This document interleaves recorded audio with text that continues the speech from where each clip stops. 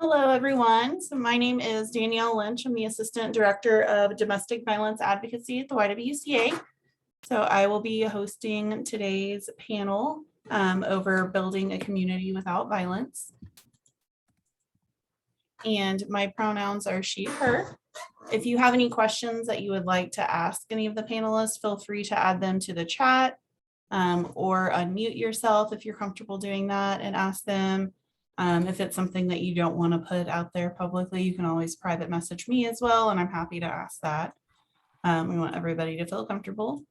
So I'm going to go through and have each of the panelists introduce themselves, kind of tell a little bit about their backgrounds, and then we'll get started with the questions. So first up, we have Cindy Nguyen with the ACLU. Thanks, Danielle. Hi, everybody. It's good to see some faces again. My name is Cindy Nguyen. My pronouns are she, hers, and I am currently the policy director for the ACLU of Oklahoma. And I actually came from the Y, so it's nice to see everybody again. And next we have Aurelius Francisco with the Foundation for Liberating Minds and the Terence Crutcher Foundation. Yeah, hey, everybody. Like Danielle said, I'm Aurelius. I use he, him, his pronouns. Co-founder of Foundation for Liberating Minds. We're a community-based org based in Oklahoma City, but we do work all across the state, working to disrupt oppression through transformative education. And then I'm also a community organizer, OKC organizer, community organizer with the Terence Crutcher Foundation, who focuses on creating communities free from racial violence and harm. So work around the criminal legal system and policing, policy advocacy, and things of that nature. And excited to be a part of this conversation today with all of you. So. And our last panelist is one of my old professors, Dr. Shane Brady at the OU School of Social Work. This is one of my favorites. Thank you. Thank you.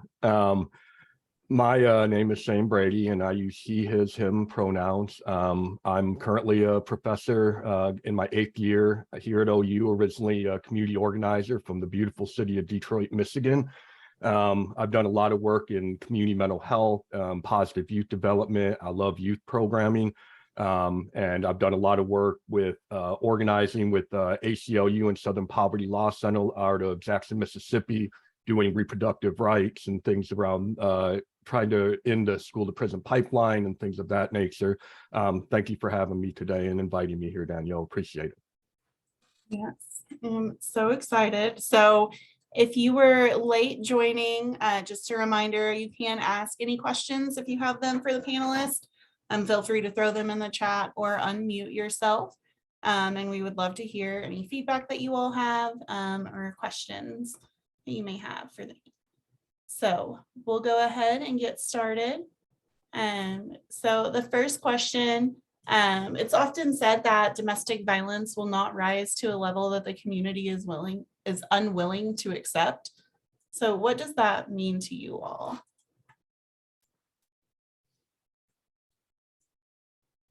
I'd be happy to go first. I definitely think about this quote that I hear all the time of how easy it is to be able to remove the person causing the harm, whether they raped somebody else or they've committed an act of domestic violence, and how easy it can be to remove them to a community completely and lock them away and throw away the key. But I think what's really hard is examining all the ways that we have enabled the culture for them to do that. All the ways that we have promoted and enabled a culture of violence and rape. Every time we laugh at a joke that makes survivors uncomfortable. Every time that we refuse to call in people who commit harms to our friends and family members because they're our friends too, and they want to do that, right? I think it's really difficult to examine ourselves and reflect the community around us versus just ostracizing somebody and throwing them away. Thank you for that response, Cindy. Yeah, I think, it is a realistic, but pessimistic quote to some extent. But it's true for where we are and the realities that we understand around rape culture. And I think the biggest thing for me, as I think about that quote, is what is considered violence and what is considered harm in our communities, and the ways that, like Cindy was saying, we excuse different levels of harm because they may not rise to whatever level we believe to be worthy of calling out or working towards accountability for. And I think until we really examine what leads to really heinous acts of coercion or abuse or violence, and look to address those smaller things, we'll find it far more difficult to address the sort of harsher levels of harm and violence. So I think it's necessary for us to think about what leads up to people being in really abusive relationships, and address those things at a smaller level, which takes some sort of thinking critically about how we're in relationship to one another, intimate and not intimate, to be able to address those things before we can really talk about addressing more serious forms of violence, and to also understand that even lower levels of harm enable violence as well, and are forms of violence, that sort of span the spectrum. And it's necessary for us to intervene on those forms of harm and violence, just as it is sort of higher levels of harm as well.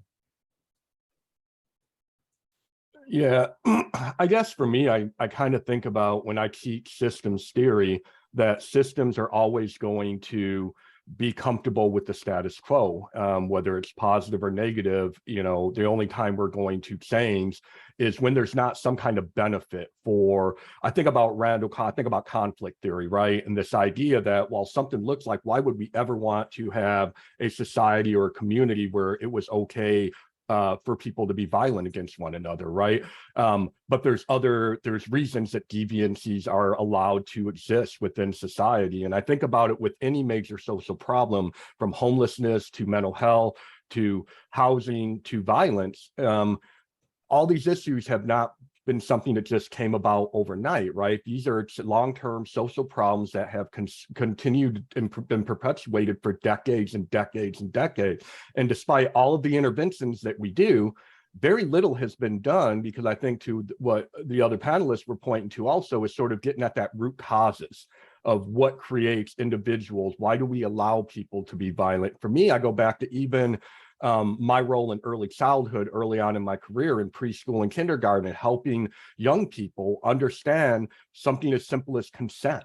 You don't just run up and grab somebody and hug on them. Like, I get, and people say, well, that's just kids being kids, that's cute. And it's like, but it starts at that age appropriate level, that young of an age. And it goes all the way through when I'd work with adolescents and juveniles. And, the idea of consent, the idea of what is appropriate and what's not appropriate, having those conversations, like you just said that to this person, but if somebody was to say that to your loved one, you wouldn't think it was okay. And trying to really have those conversations, I think at a younger age. I think once people get into the adult, I think it gets harder and harder to kind of pick that apart, despite all the intervention programs. I don't know that we have a lot of evidence that says a lot of those programs are being successful at addressing these issues over time.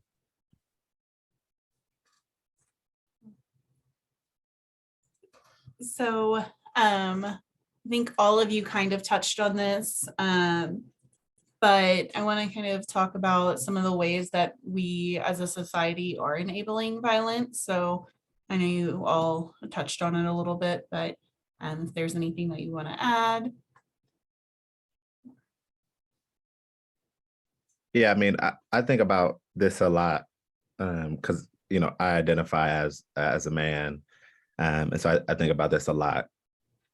At Foundation for Liberating Minds, we have this program, Deconstructing Masculinity. So I think about sort of masculinity and the ways that men are taught in this patriarchal society to perform our gender in certain ways. And that includes the ways that we interact with people who we're in relationships with, including our intimate partners, that to me, as I see it, sort of encourages or recommends a controlling, coercive, dominating relationship. And so the entire sort of way that we are taught to be in relationship with our intimate partners is one that is violent and abusive, that is all about dominating, that is all about being the central figure, being the patriarch, right? And so as we are taught those things, like this is seen as right, this is seen as the way that things should be. And so to correct those things, to intervene on those things, like you are unpacking an entire life's work of teachings, of pedagogy, right? And so like Shane was saying, right, like it's much harder to do that at my age, at a 40-year-old's age, at a 60-year-old's age, just as it's difficult to talk to a middle schooler about this, because you really are learning what an entire society at every level of the meter has been teaching men how to be men. And so, you know, I think about like locker room talk, the jokes that are made in locker rooms, the jokes that are made between men, you know, when watching football games or whatever the case is, that, you know, are seen as harmless, but are perpetuating the objectification of women, that are perpetuating sort of this idea that it is our role to dominate. And I think all of that enables a culture of like, we are encouraged as men to do these things, which is why like we have these rates of domestic violence in our community. And it's like, why do these things continue to happen? Why aren't we doing more in our city, in our society, in our world to address it? I think it is because of the ways that powerful systems work to uphold the status quo. And that status quo of patriarchy encourages this behavior. And until we change those things, it'll continue to persist. I would love to jump in and second everything Aurelius has just said. I am a firm believer that people who harm others aren't monsters, that they learn from the society around them. And we have learned that the ways that you become a man is through power and control. It is how many people you slept with. It is how many wins you get in aggressive sports. It is how much wealth you have, how much things you have power and control over. So when we think of people who abuse others and harm others as monsters, I think it takes us out of a conversation that we should all be a part of how much are we contributing to the culture that tells men and young boys that to be a man, to be someone to be respected in society, that you have to step on people below you to get there. Yeah, I love what everyone just said. You know, I know one of my best friends is Dr. Rodney Bates over at Women and Gender Study, and you know, his area is just spot in this whole direction. And he would always say, you know, it really has to start with us. Oftentimes challenging what our own behaviors have been, you know, because most of us, I mean, I'm picking on myself only at this point. There are a lot of things looking back in my history where I'm like, wow, I cannot believe that at one time I would have laughed at that joke, or I would have been part of that conversation, not really thinking that that had anything to do with the larger issue of violence, because I wasn't going out and physically hitting anybody or hurting my partners in that way, but I was still causing harm. I was still causing damage. And I was also providing a terrible role model for other young people, for my peer group, for others.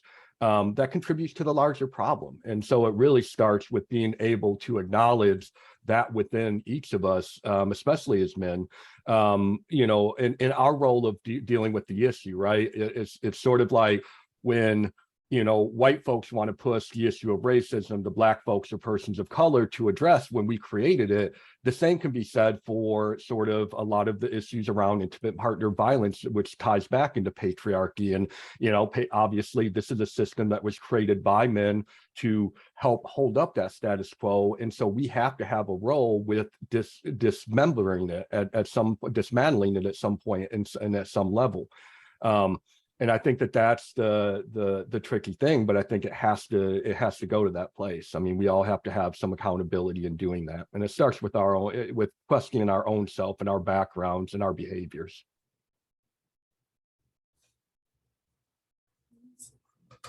Thank you all for such wonderful responses.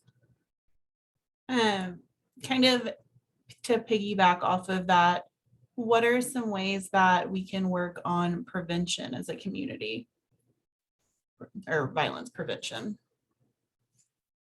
I know that's a loaded question and there are lots of different thoughts on that. So yeah, I mean, I think prevention is huge and necessary and is underfunded a great deal in our communities. And that's where I would go to, because I'm an organizer. And so I think about a lot what is funded and what isn't funded, and how that is sort of indicative of our moral priorities as a city, county, state, country.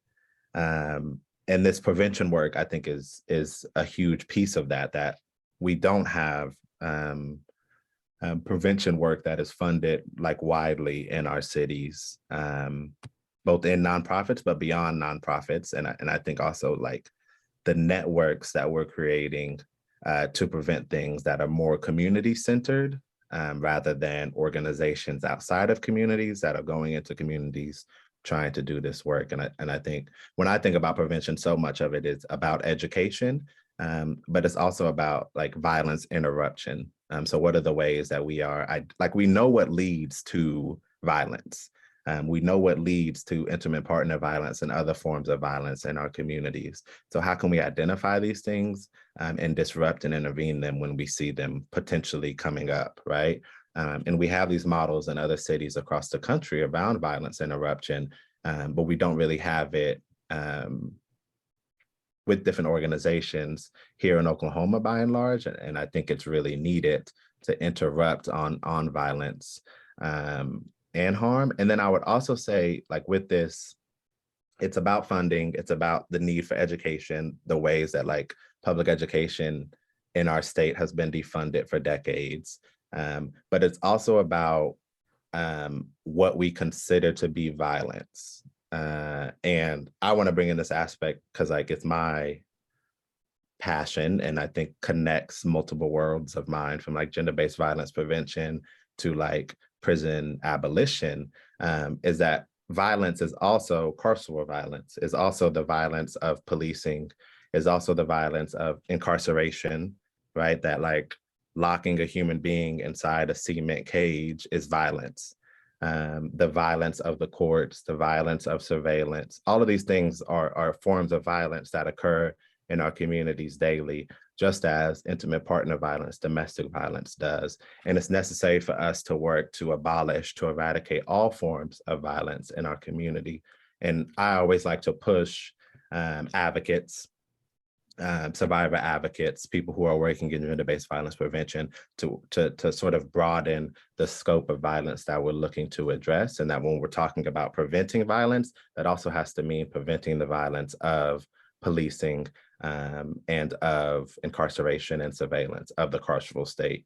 And this also means that when we're looking to address violence, we can't turn to the same violent systems, the same violent institutions of policing to address that violence, because those systems are inherently violent themselves, and violence begets violence. It's just more and more violence, whether it's state violence or interpersonal violence. And so there's a need for us to sort of intervene from this community-based level, where you have credible messengers, where you have people who are living in these neighborhoods, living in these communities, who are going in and intervening and disrupting and preventing these forms of violence beyond sort of the normative idea of policing as the necessary or proper response to interpersonal violence. So I would just want to like broaden the scope of violence as we think about it. Once again, go off Aurelius. Yes to everything, state interpersonal violence. I loved that you mentioned that budgets are a moral document and that what is funded and what isn't funded. And we certainly know that prevention education is not funded, but what is funded is systems and grants like VAWA and VOCA. But we know that things like VAWA or the Violence Against Women's Act, 85% of that funding actually goes towards law enforcement and the courts. And yet 80% of survivors are either afraid to call the police or will not call the police again. So we already know the system is not currently working, but also talking about what do we define as violence and harm, not only prisons, because if you look at the power and control wheel and you see isolation, we see being locked away in solitary confinement. We think about how much it costs money to call your friends and family members for support, taking away children. Those are all things that abusers do, and yet we see the state doing the exact same thing and perpetuating this type of violence. When we think about being able to prevent violence in our own communities, I created this task force, the Asian task force, and we had a lot of conversations within the community members. And the things that we hear again and again is that they always hear that they are betrayed the most by the people closest to them, by the community members closest to them, because nobody wants to call each other out. And I think it's a really difficult conversation to have, and knowing that we are the ones that keep each other safe. And that also means calling people in when they need that. Yeah, I really think with something like violence that, you know, to Aurelius's point, that it is just so interconnected, it's interweaving, because patriarchy at its root is within all of our different systems. So I tend to go back to my experience in educational systems and thinking about prevention being, you know, what are we doing? I mean, our schools are now looking more and more like prisons.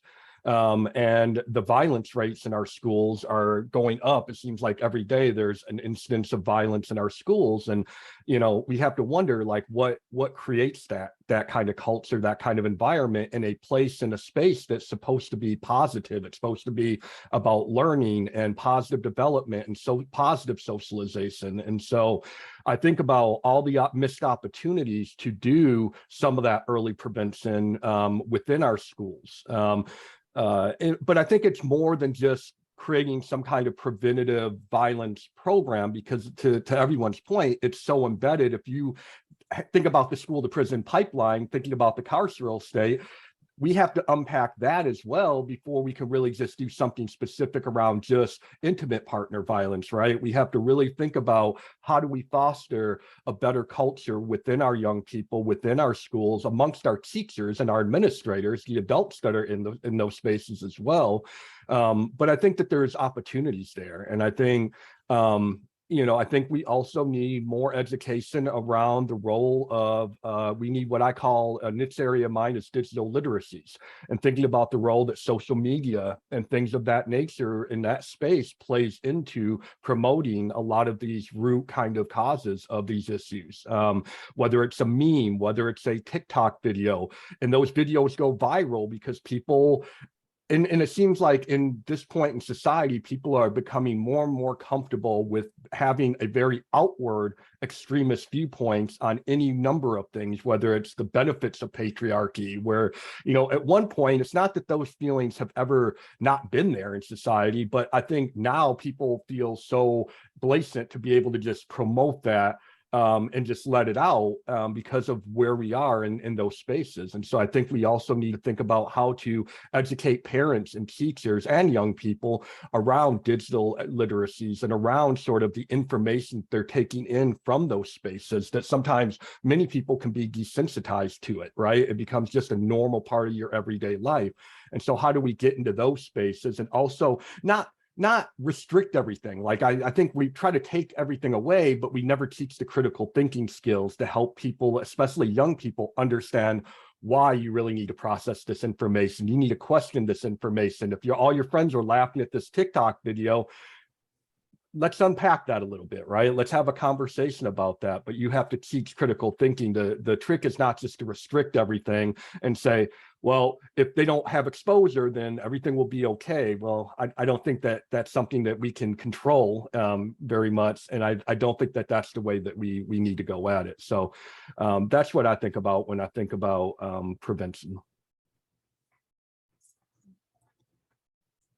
Awesome. So I really liked all the different responses in different ways. I think that it's really important. I know it's a complicated issue that requires a lot of different areas and systems, or different communities working together.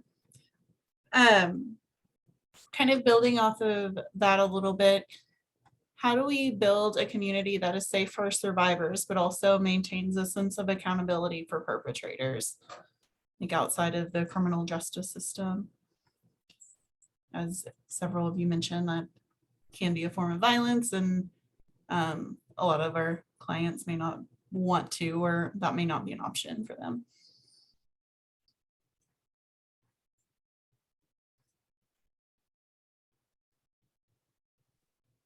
Yeah, I mean, I think this is an especially tricky question and thing to think about because of the ways that we know that intimate partner violence is just that. It's intimate, right? It's often behind closed doors and private. But we know that signs are there for family members, right? Friends of either the perpetrator or the victim, right? But it means that those tools have to be there in the hands of those family members and those friends. That isn't always the case. And it's why I think like the best models to have like violence interruption to be sort of like a cultural thing and not just like a nonprofit here and a nonprofit there does it, has a program, and like, you know, a nonprofit can't be everywhere. Like, I don't care how big it is, right? And so there's a need to sort of have this sort of like broader scope, and for people to build like care and safety networks for survivors, and to be able to think about doing what is in the best interest of the survivor, like first and foremost, which oftentimes means like providing a sort of safe haven, a place to stay, something as simple as that. But I also think like there's a need for there to be a community-based response to intervene on the violence of the perpetrator as well, because we know like if a victim leaves an abusive household, it's very likely that that abuser may come after them or may come looking for them, and the likelihood of that escalating to more violence is likely. And so there's a need to sort of for community members to intervene on that. And I think like having those plans, those safety networks is really necessary. And then to the sort of like accountability for perpetrators, I think like that has to happen first, ensuring the safety, the well-being and the care of the survivor, whatever that means for that survivor, has to be first and foremost. And then as far as like holding accountability for the perpetrator, you know, I think models of transformative justice are some of the best that we have currently. And there's like a really cool resource, Creative Interventions Toolkit, which looks at a bunch of different like creative ways that communities across the country are intervening on different forms of violence. So I would encourage folks to check that out.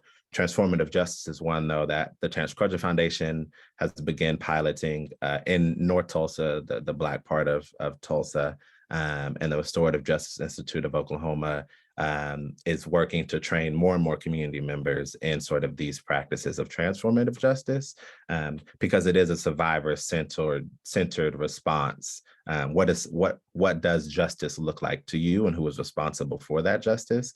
And then the accountability for the perpetrator, for the person who has caused harm, which looks differently for each and every case. And I think takes sort of a mindset shift for how we think about these things, right? That transformative justice is an entirely different theory of change from our criminal legal system, right? It isn't like you do the crime, you do the time, like 20 years in the pen or whatever, right? Like that's not what it is. And for some people, like that isn't enough. And I think that's okay. And like it's worth having the conversation, but to also understand that punishment or retribution aren't justice. And so to differentiate accountability from punishment is really key, because punishment is also a form of violence, and looking to punish someone who has caused harm isn't going to rehabilitate them or make them any less violent, but will only make them more violent. And so I think accountability processes like transformative justice are a good way to hold perpetrators accountable, but it all has to start with what the survivor wants and needs. Oh, go ahead. Go ahead, Cindy.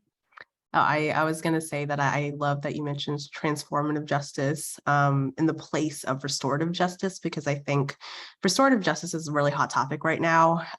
In fact, a lot of prisons are using restorative justice, or the ways that they want to define restorative justice. But I think it's really important to talk about the definitions of it, because restorative justice is usually like one-on-one on an individual basis, while transformative justice is asking what needs to happen so this level of of violence never happens again.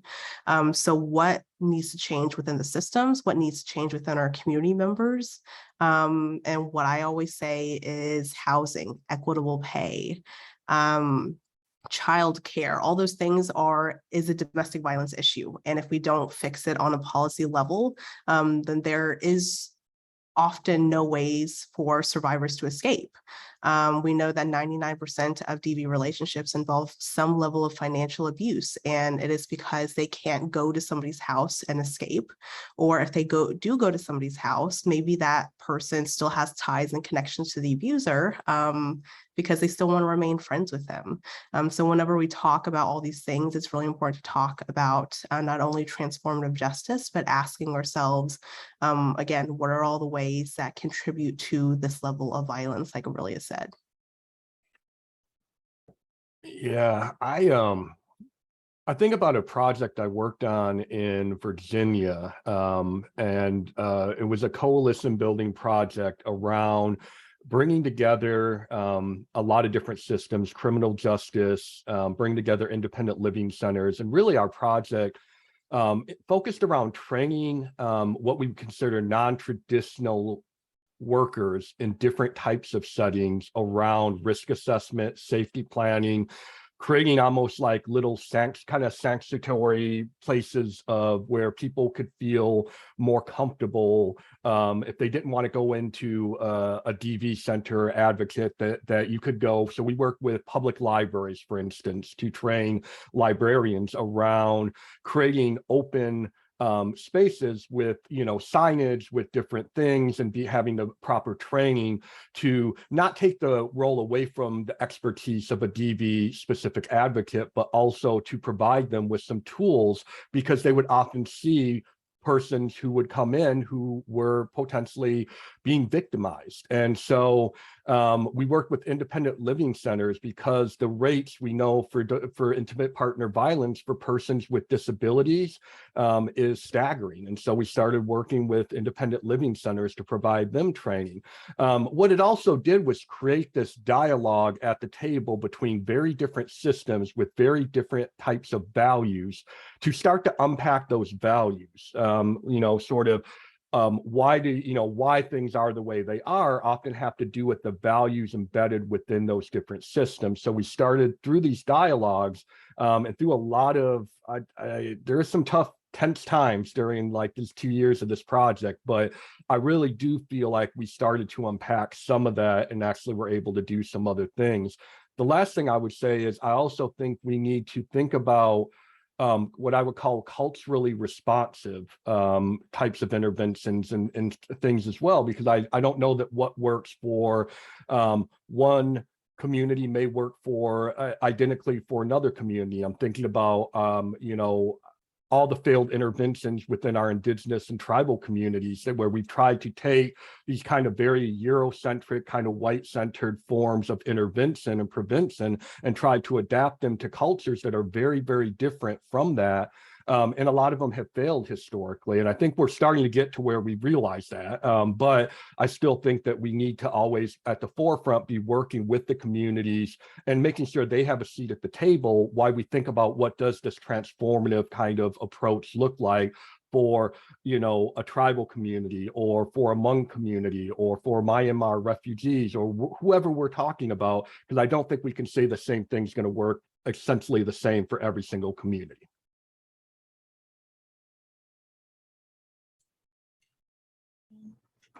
Thank you all for that. I think it's really important when we're thinking about domestic violence. It's always a very, I always say that nothing ever fits into a black and white box. It's a very individualistic approach. And it's one of the things that I personally love about transformative justice is, and some of those things is really focusing on what that justice looks like for you.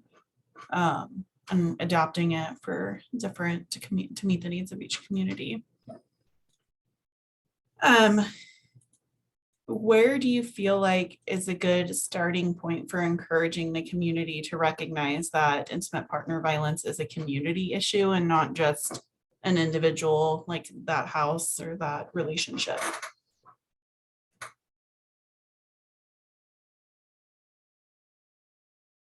I think one of the simplest ways is to acknowledge when somebody says, and we keep saying a joke, because I think of the pyramid of violence all the time, because it always starts with a joke. Whether it's a joke or someone says something off, and acknowledging right then and there and saying that we don't support that type of language in these type of circles. And if you want to continue this relationship, you have to be sure that we are providing a safe space for everybody here. So I think that's a really simple answer, but I think it starts with our friends and families and making sure that we have those type of conversations. And like I said previously, survivors have often told me, at least AAPI survivors have often told me, is that they often feel betrayed by their own community members because they're not being called out, or they continue to allow that community member to not only continuing to harm them, but the people that they love. So not only is it calling people in and having those conversations, but it is also making sure that we listen to survivors when they feel safe enough to tell us their story, even if the person that has harmed them is your own friend.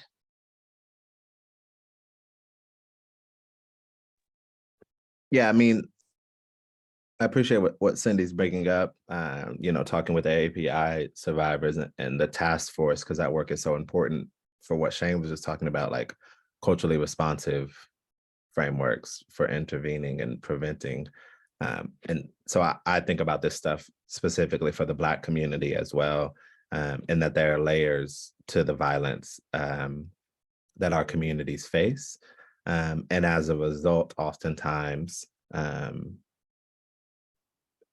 inter-community violence, including domestic violence, gets swept under the rug because of the institutional violence that our communities face, and wanting to address those, and again, separating that violence from interpersonal violence that happens within our community. And that there's a need to understand that all forms of violence are interconnected to various structures and systems. And in the same way that we are sort of advocating or pushing or, trying to address institutional violence, police violence, especially, there's a need to also address interpersonal violence in our homes, in our communities, in our families. I would echo what Cindy said, is that it has to start with our friends and family, because we can't sort of build a huge trauma-informed model if we're unable to have these conversations and these discussions to intervene on these forms of harm and violence in our own circles and communities. And so I think it has to start there. And then I also think like there's a need to not to not disengage with the layers and the nuances of the conversation, that these things are complicated, these things are complex. They're not black and white, like you were saying, Danielle, sometimes, right? This might be a community leader, or this might be a very visible figure who, we may be fearful in the Black community that this person will be demonized or criminalized, or that their mugshot will be plastered on the evening news, and how this might look for our church or for our community or whatever, right? We have to be able to sit and acknowledge those things, but to also like sit and acknowledge that, what are we protecting there? Are we protecting somebody's image over a survivor, over a community member's needs and safety, and what are the values and the principles that are most important to us? And we have to sit with those and center those in these conversations, and to think about like, what kind of community are we trying to build? And in the same way that I think like it's necessary for us to expand our perspectives around violence to include state violence, it's also necessary for Black communities, especially, to acknowledge the ways that interpersonal violence shows up, and to think about the ways that we can prevent and adequately address them. Yeah, I think going off of that, I think always starting within sort of, where are my networks at? Where are my social networks? Where are my professional networks? And then obviously starting with myself. What am I doing in the classes that I teach that could be promoting patriarchy or misogyny or allowing things to happen? Am I letting male students interrupt female students regularly? That may seem like something that, well, that happens everywhere, but it's problematic, right? It's one of those layers, as others have mentioned, to this sort of continuum of violence. And I think about faculty meetings, and I mean, I don't know a faculty meeting I haven't gone to where men haven't just literally, I just experienced it, just talking over female colleagues, interrupting them. And we're the professionals, we're the social workers, we're supposed to be doing things better, but I don't know that we always are. But we're really good at pointing out what somebody else isn't doing, right? And sometimes, as simple as it seems, we really do have to get humbled up enough to be able to be self-reflective and be able to look inward and say, what can we do? First, we need to clean our own house out and check our own selves before we can go into a community and start talking about transformative anything, right? I mean, it has to start there. And then thinking about, where are the champions at in our community? So for instance, we talk about criminal justice, right? Well, if I'm not a police officer, I don't know that that's a network that's going to hear the message I want to take to them. But my friend David McLeod, Dr. McLeod in social work, he does criminal justice. That's all. He's a detective. So he can speak a language. He does have a certain level of acceptance amongst law enforcement. So he could probably take that message and it would be much more received than me coming into that system and trying to carry a message out, right? And then I think about also getting back to kind of a theme that is around this idea of, we need to get to a point where we can cancel out violence eventually. But I think we got to be careful in cancel culture, where we're always trying to cancel individuals punitively. I don't know that that's ever going to really address some of these root issues. And again, if I think survivors have every right to want whatever transformative or restorative looks like for them justice-wise, who am I to say? But I don't know that the cancel culture where, somebody says something misogynistic and, everyone just sort of says, okay, you're done. I don't know that that's always, in most cases, the best learning tool. Maybe sometimes it is, but I'm not sure that it's always the best learning tool. When a lot of times I think we need to be able to create dialogues and opportunities. And I think we miss a lot of those opportunities in our society, whether it's in the conversation about racism and white supremacy, whether we're talking about violence or misogyny or patriarchy. I think we miss a lot of opportunities by not being able to say, okay, now this behavior is problematic, but is there an opportunity for growth? Is there an opportunity for learning? What can we do with this opportunity, right? Yeah, could I just add something to that, Danielle? Absolutely.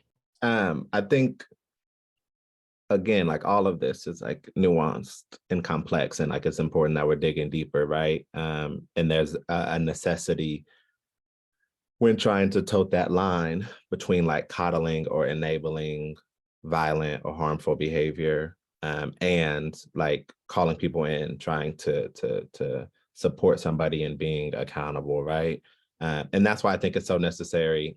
And again, this is like in the digital social media age where, you know, you've got perfect strangers who you're never going to meet and who you've never met, who think they know everything about your life, who can call you out, right? And that can feel like, oh, I'm being canceled or whatever for like saying this thing. And then, yeah, like it's weird to me. It's hard for me to understand like how people then like double down on whatever harmful thing they just said, but it happens a lot online. And it's why I think that like so much of this has to happen in community. And when I say community, I mean like I have a relationship with you, right? Like beyond Twitter or Facebook, like I know you to some degree, right? And it's far easier to hear a thing, a hard thing, to be called in or called out, to say that what you just said was fucked up, or excuse my language, or to say that you know, you need to think differently, or hey, maybe you shouldn't be showing up here because of that thing that you did last week or whatever. It's far easier to have those conversations with somebody who I have a pre-existing relationship with, and it's necessary for those things to be there. But then I also think about like individual accountability as well. And when I think about accountability, and this is coming from the Bay Area Transformative Justice Collective, Mia Mingus, who's an amazing disability justice activist. They talk about accountability as like a 4-step cyclical process that it's necessary to have self-reflection, to apologize, to repair the harm, and then to change your behavior, right? And I think that accountability, before we're talking about like community accountability or transformative justice, that it's necessary to have that individual accountability for what you're saying, for how you're showing up, for how you're interacting with people. And that self-reflective piece is super, super important, you know, for us to learn and grow, right? Because if I'm acting a fool out here every weekend, right? Like who am I to then call in my homie for doing a similar thing, right? And so I have to be accountable and self-reflective to these principles and these ideas, so that I'm like setting a certain model or standard for my friend group, who aren't in like, a lot of them aren't in like these social justice or movement spaces, right? And will often sort of denounce like woke culture or whatever, or here comes Miles trying to cancel us again or whatever, right? But it's different like when you're in relationship with these people and that you can just level with them and be really real. And so I think that it's an important line to hold around like accountability.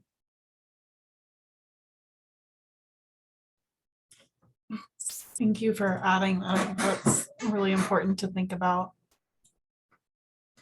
Our next question. So often when we're safety planning with clients or survivors, it's often done through the lens of never seeing that abusive partner again. And we know that that's not always realistic or a practical solution, or may even cause further harm. Can you kind of share a little bit about those things? I love this question. Danielle, if you came up with these questions yourself, fabulous job. I think when it comes to safety planning, it means how to reduce the overall harm that may or may not happen. And especially for marginalized communities, they are often in contact with the person who has harmed them again and again, because it may be a really small community, and that maybe there's only one grocery store that sells the food from their culture, and they are bound to see that person again. Maybe they go to that church and their families know each other. It could look like, of course, like your families know each other again, or being able to go to that church or grocery store. And if you're telling that survivor you can't go to that one grocery store that sells food from your homeland anymore, what does that mean for their ties to that culture, especially if they're an immigrant or a refugee? So I think it requires advocates or anybody that is helping that survivor to really think through what it means to safety plan. Even when it comes to queer communities, it may look like not being able to go to certain places anymore because they're ostracized from other places, right? So it really requires the advocate and that survivor to think through if you are going to see that person who's harmed you again, what are some steps that you can take to make sure that the community members that you trust are either aware of the issue and how to deal with that, so they can create a network of safety, or also acknowledging that is almost next to impossible, that you're never going to see your abuser again just because of cultural ties. Yeah, I think when I think about it is I think about, again, kind of that power and control wheel. And I think about at every point in time that survivor has been disempowered or harmed by not only the perpetrator of the abuse or harm, but the systems along the way, right, that have been re-traumatized them. And so if I'm working in terms of thinking through safety planning, the last thing I want to do is begin to tell somebody else what is in their best interest, right? I want to make sure that they feel like they're 100% in the driver's seat, and try to ask questions that are reflective to try to understand those strengths within that individual and how you can maybe leverage those strengths in your networks, in your community, in your relationship, to create some kind of protocol of safety that they feel comfortable with, right? Even if it's not ideally for me as a professional social worker, what I would think, I'm not the one that's in their community. I'm not the one that's going through that trauma, right? I want it to be something comfortable for them, because if it's not comfortable and realistic for them, it's just a piece of paper. It's not a safety plan. It's a piece of paper. So it really needs to be something that fits them, that they feel good about, that they feel is going to be supportive for them. And I want them to feel ultimately empowered in that process at the end of the day, not disempowered. Yeah, I would echo and retweet what they've just said. I was going to talk about harm reduction, and I think Cindy already hit on it. So I would just retweet what they said. Yes. Thank you for all of that. Kind of building off of that a little bit. Can you talk a little bit about like failure to protect laws or mandatory reporting laws, and why that may make somebody scared or apprehensive of reaching out to get help? Where do I start?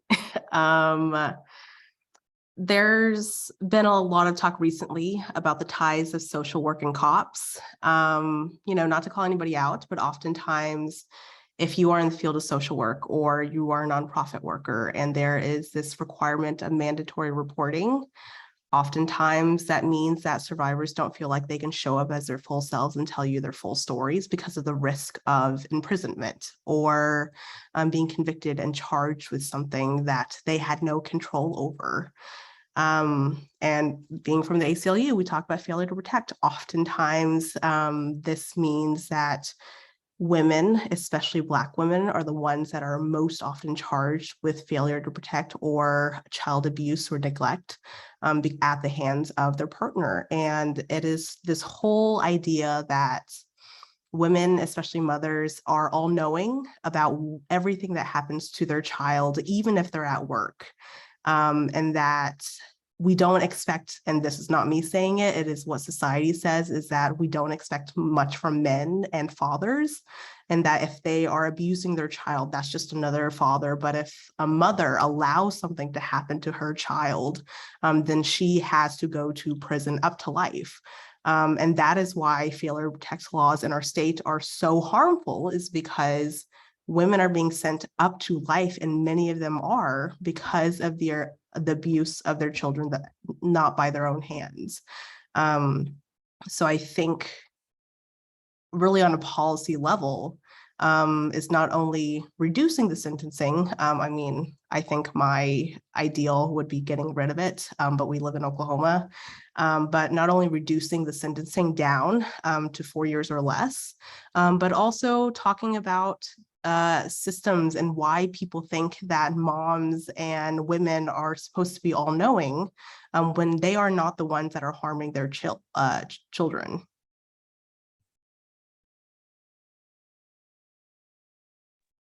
I think failure to protect is a great example, and mandatory reporting is a great example of the ways that like the carceral system fail survivors, has always and will always, more times than not, fail survivors.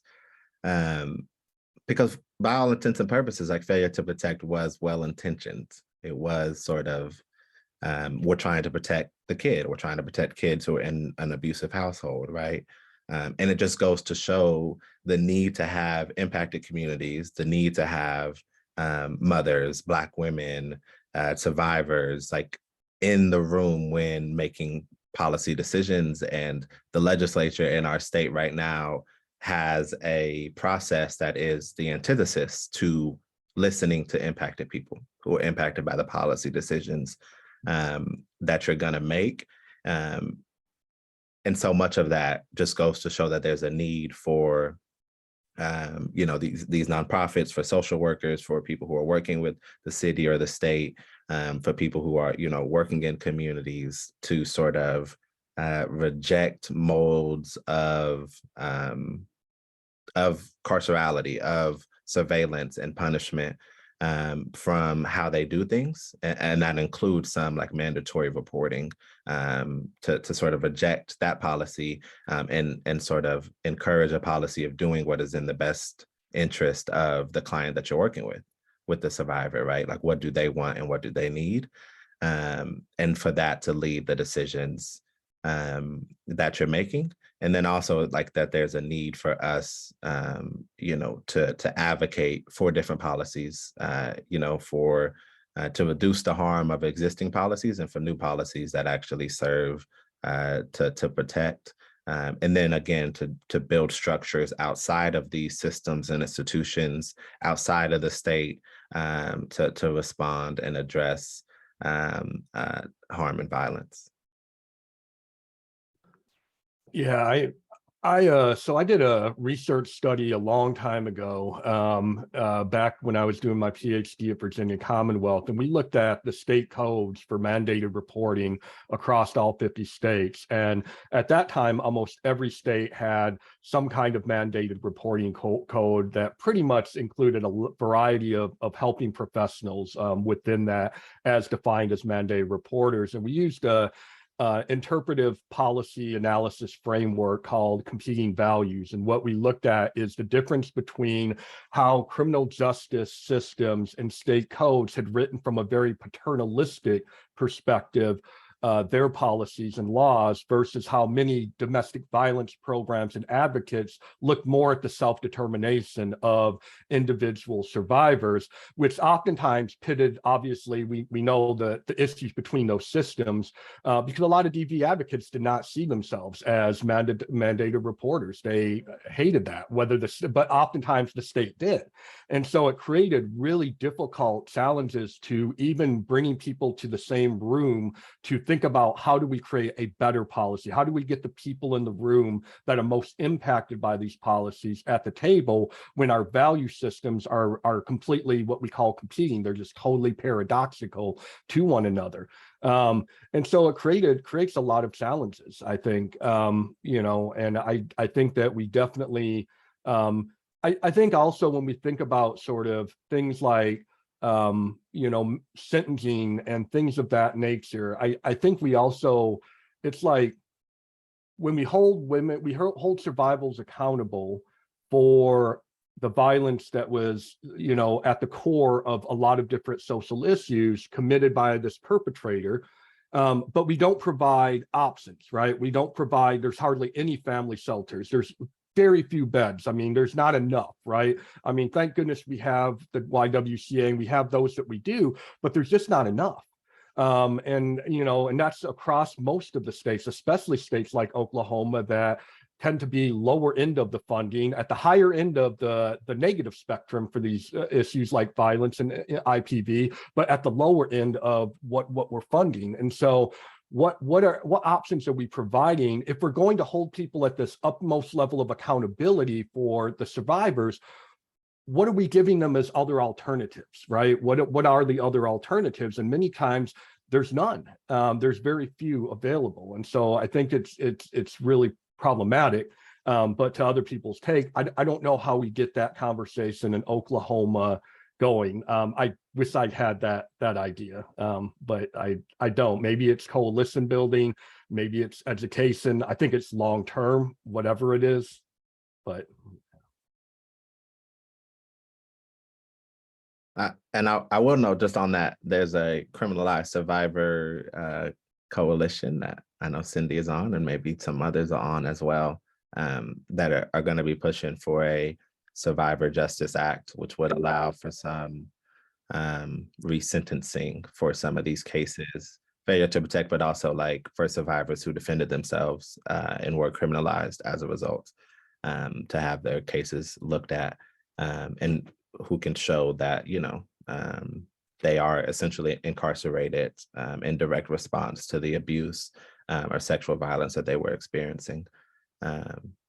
And so it's not the end all be all. It's not a solution to all of the problems of incarcerating people in women's facilities or survivors, but it's something in a positive direction.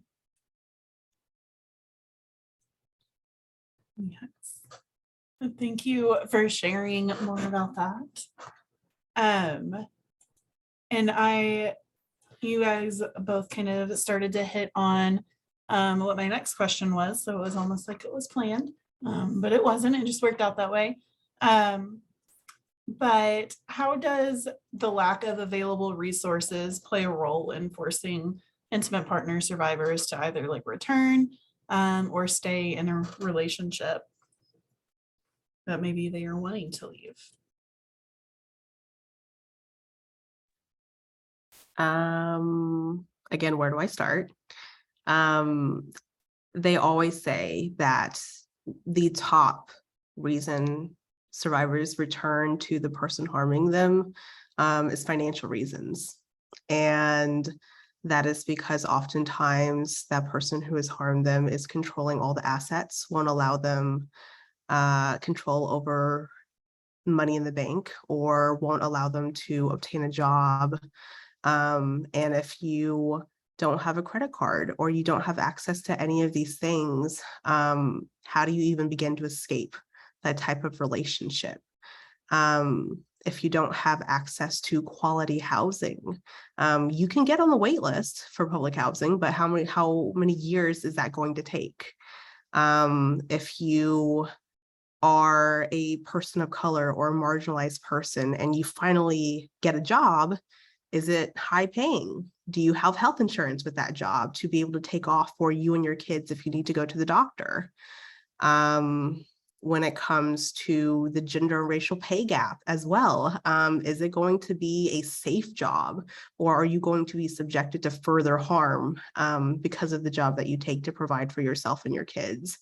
So I think it's a pretty simple answer that money is probably one of the biggest reasons. I know there are other answers such as community and cultural ties, and I will let the others expand on that question as well.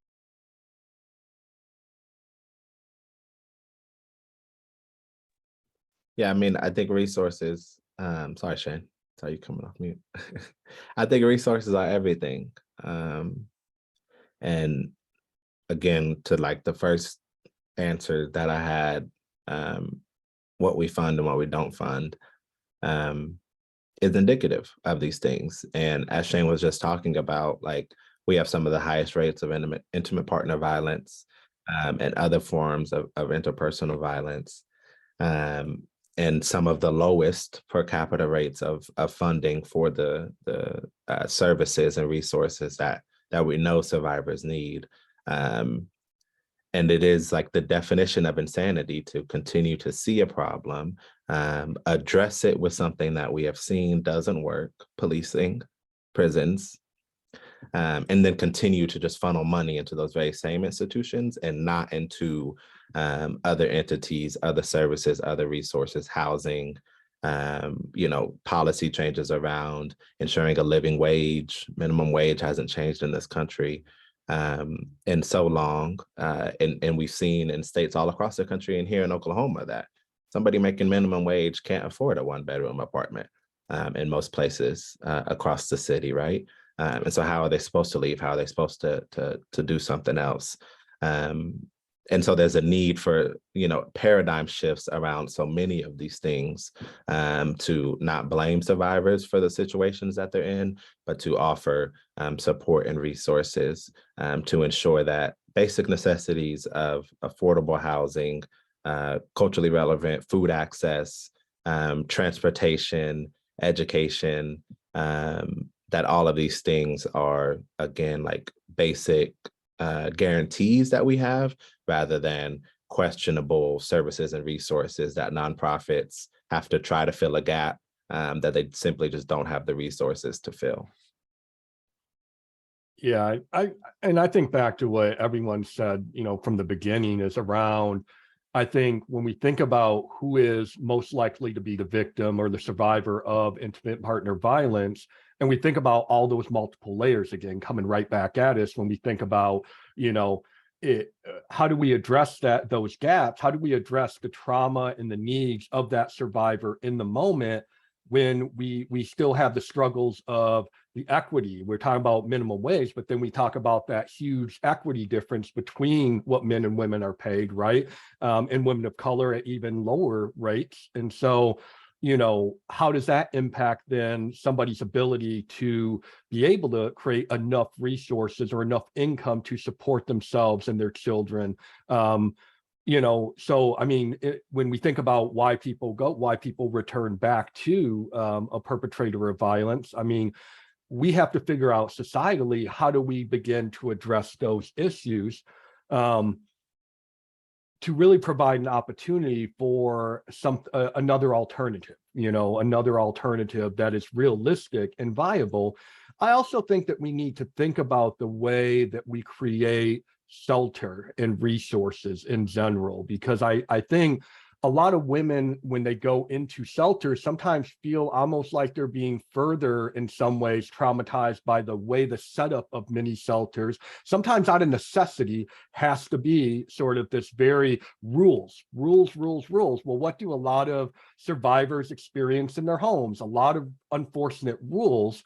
And so that can also, I think, have an impact on some survivors and their ability to feel like they can stay and be themselves and heal and do that in a shelter type of environment. I really think we need to start thinking about what would it look like if we had intentional communities of mutual support, of survivors helping survivors, of creating this violent-free sort of microcosm of what we would love for the rest of our society to be, but where folks could pool their expertise and their finances to help one another and help create this community until everyone could get back on their feet, and how to share childcare responsibilities and do things in sort of a community way. Because I think if we wait for policy alone to do it, we're going to always be waiting, right? And so I think we need to go back to those community-driven solutions that we know have a lot of opportunity for creating a very different look to creating these spaces where survivors could thrive more long-term with support, with resources,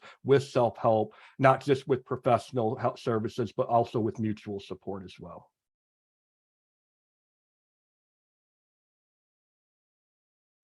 And those things have to be well funded as well.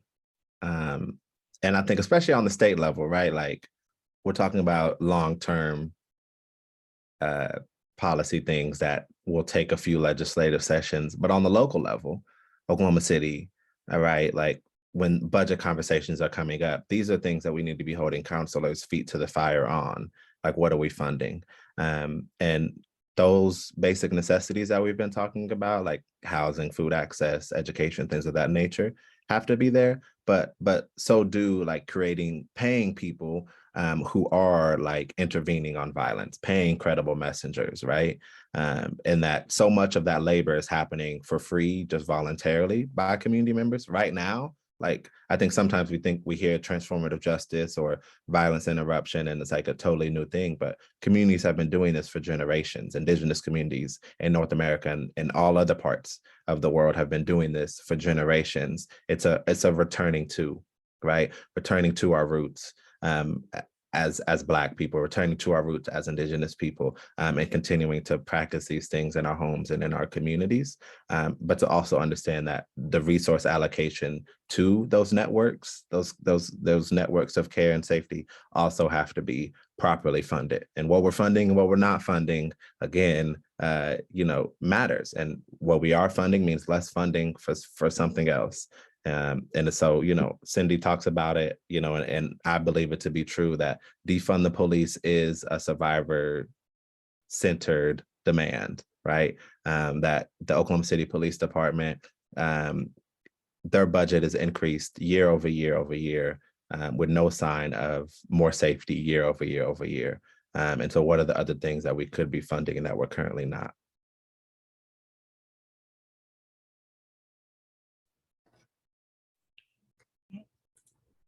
Y'all do such a great job of segueing my next questions. So research shows that a fifth of homicide victims with temporary victims protection orders were murdered within 2 days of obtaining the order, and a third of them were murdered within a month of obtaining the order. Yet society tends to push VPOs and law enforcement as really the only options. Go get a restraining order, go press charges, all of these things that are, again, out of survivors' control. They can't control if the judge grants the order or the DA picks up the charges and everything in between. So why do you think that we keep referring to like the system that we know doesn't work, or doesn't work for everybody, I should say? I think a simple answer is that because that's the only thing often what people know is that if somebody in your life is experiencing intimate partner violence, the first thing people usually say is call the police, get a VPO, get a restraining order, put them in prison, because that's what we know and that's what we see on TV. It's what we see in propaganda is what people call it, on Law and Order and all those things. And you are completely right in that the system currently doesn't work, but when people suggest alternatives like transformative justice or diversion or other things, we are forced to answer every single question that people have, and that, well, what's the budget for this? How is it going to work? I haven't seen it and must not work. And yet they're so quick to defend the current system that is not working. Like I said, if VAWA funds, 85% of that goes to law enforcement, and yet most survivors do not want to call the police, what does that mean for the other survivors that aren't calling the police? What does it mean for marginalized survivors who do call the police and then they're further harmed? When we talk about the harms that the court system does, if you are in fact what they call a perfect survivor, you're white, you're cis, you're a woman, and you've never had sex in your life except with your husband, and you meet all those qualifications, and then maybe the district attorney takes on your case, and if you even make it that far, your name is even taken out of the case. It's the state versus the abuser, right? So even then you're distanced from receiving any type of justice. So the system absolutely doesn't currently work. And even when it does work, it only works for a select few people.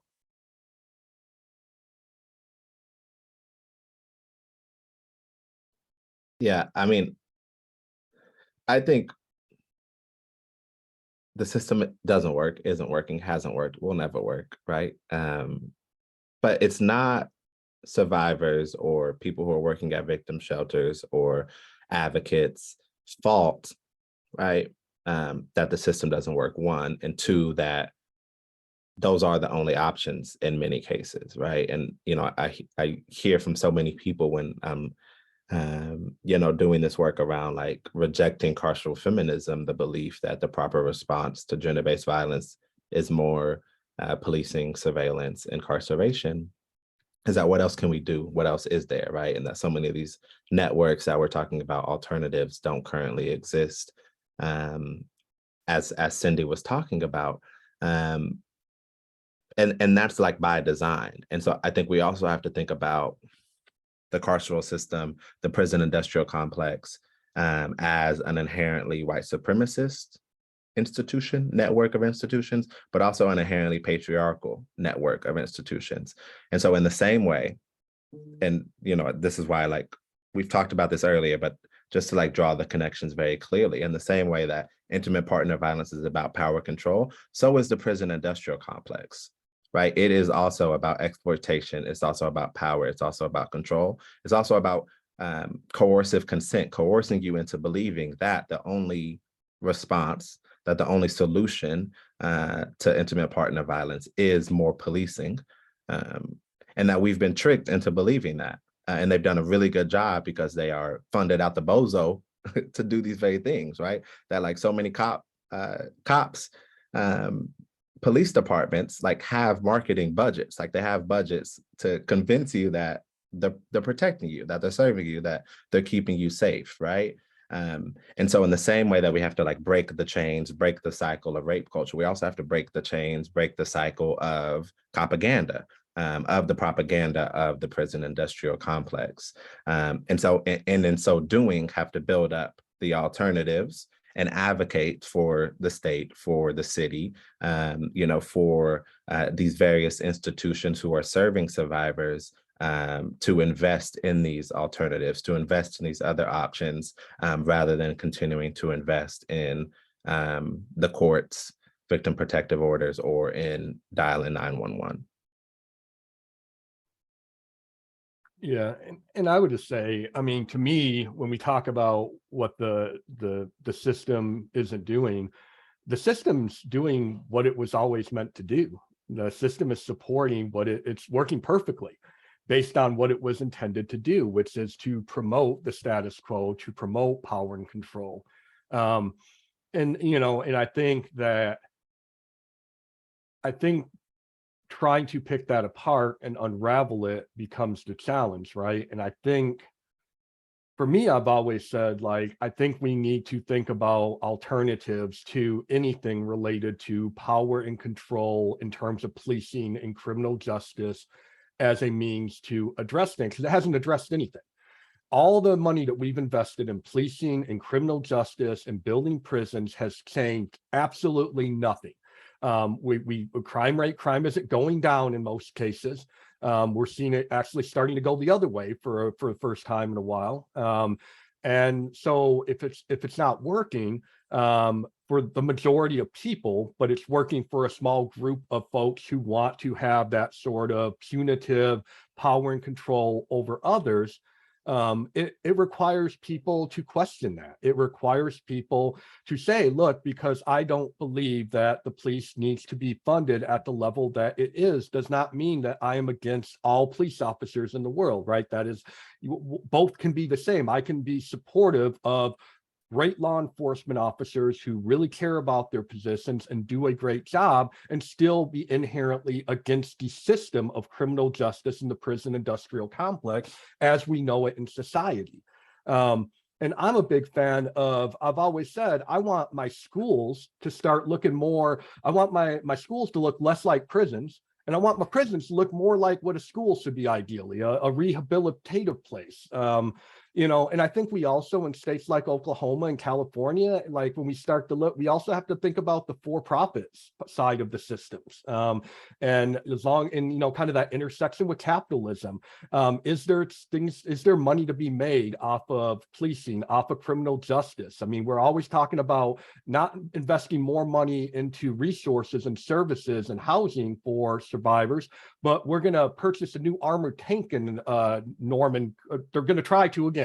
Right, and we have these in other communities. What do we need to have an armored tank for in a community that where I don't want to live in a military state, right? I don't, but that's where we invest resources, and there's companies that benefit from the spending of police departments on those weapons of mass destruction and surveillance.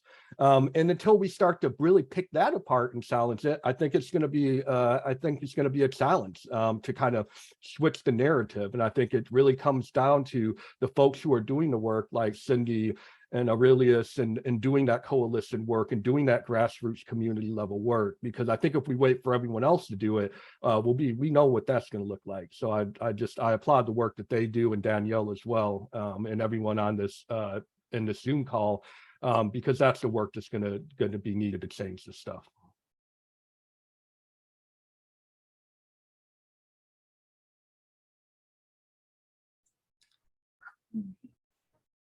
So thank you for sharing all of that. That leads me to the question of when people are interested in kind of working towards building these systems and working towards that, what recommendations do you all have of like where to get involved or how to start some of this work within their own communities, their own areas?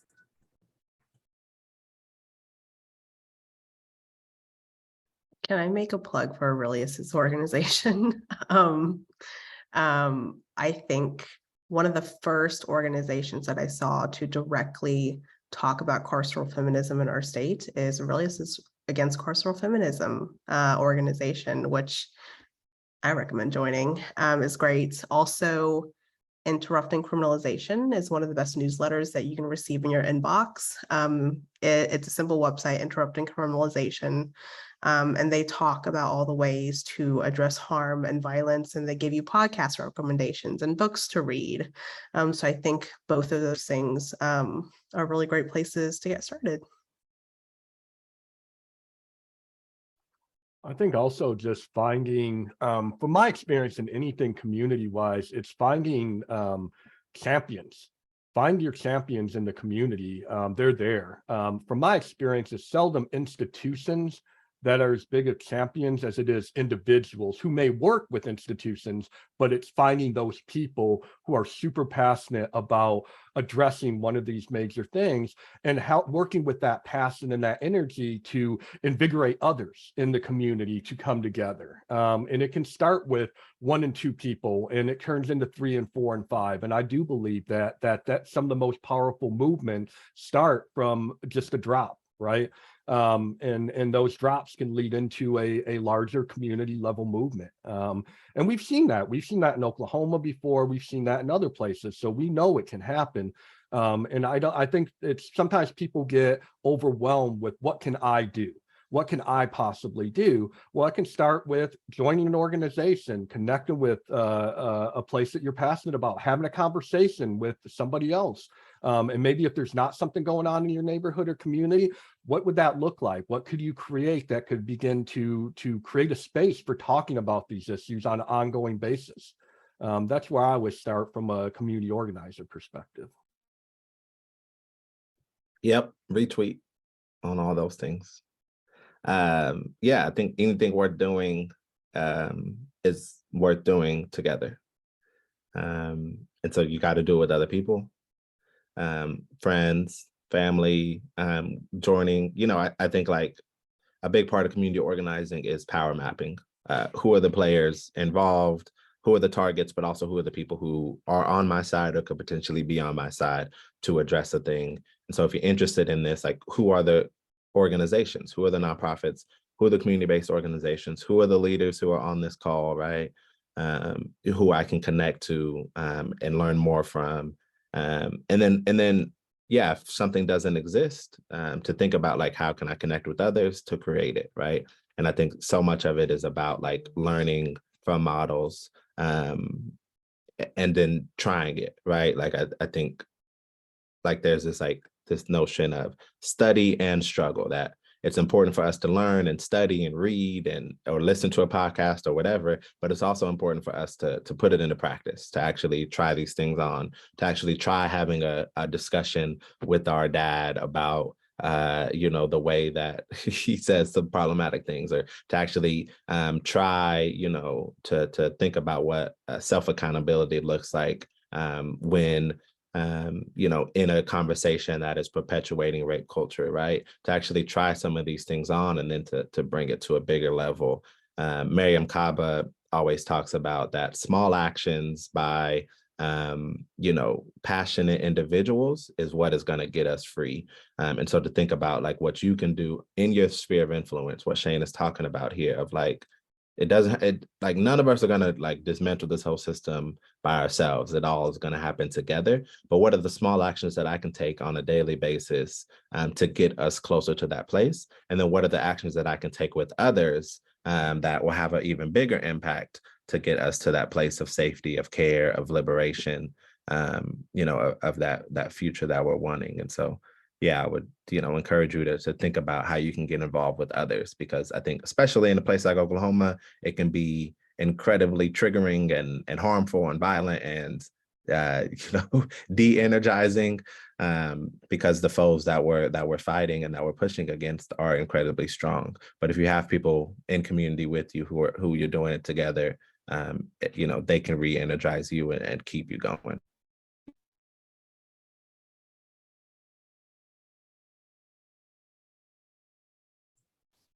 And in our last few minutes, I just kind of wanted to ask if you had any resources. So I know there's been the resource that you shared in the Drive, Aurelius, but if there are any other resources for people who maybe are unfamiliar with restorative justice and transformative justice, or want to get more education on this, any podcast or coalitions or things that you might recommend?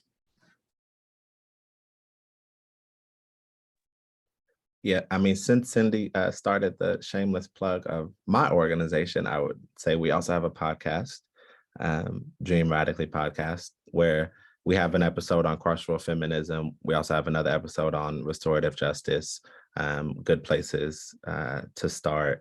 And then, yeah, we'll also drop Transform Harm, which is just an amazing database of resources related to community accountability and transformative justice. And things like that. And then Cindy talked about interrupting criminalization earlier. They have a bunch of very digestible reports. They're not like crazy academic reports, no offense, Shane. And so, it's easier to sort of to work through and to get the information that you really need. So yeah, I'll drop those links. I also highly recommend 2 podcasts that I just finished. I think they're still releasing new episodes. One is Ear Hustle. And it's a great podcast because it's made in a prison. It's made in San Quentin prison in California, and it really humanizes people who are incarcerated. And there's a great episode, and I think it's called Dirty Waters, and it talks about, and you get to listen to people engage in the practice of restorative justice and what that sounds like when it comes to sexual violence, because I think it's one of those topics that nobody wants to touch, especially in the restorative justice world. But yes, Ear Hustle, as well as On Our Watch, which is by KQED, and it talks about all the harms that police officers cause to survivors. And there's a specific episode where they talk about all the ways and institutions and resources that law enforcement officers have when committing these acts of sexual abuse and how institutional it really is. So I will also drop the link in that chat.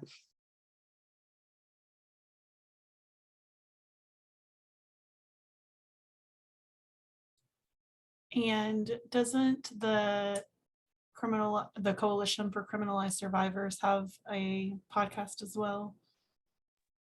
Yeah, free April Wilkins. And I'm pretty sure you can access it wherever you listen to podcasts. Yeah, and I think all the episodes have dropped. And so, and that's a specific case here in Oklahoma of a criminalized survivor.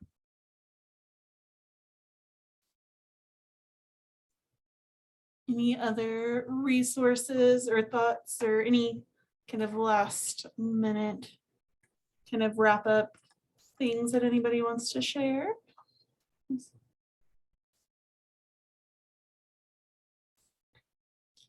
Okay, well, we will go ahead and wrap up. Thank you so much to all of our panelists and all of our attendees. I know there were several that weren't able to make it live, so they are very enthusiastic about being able to watch the recording. So I really appreciate everybody kind of taking their time to share with us, and also for being willing to have it recorded so that other people who weren't able to attend can still learn. So thank you everybody for coming.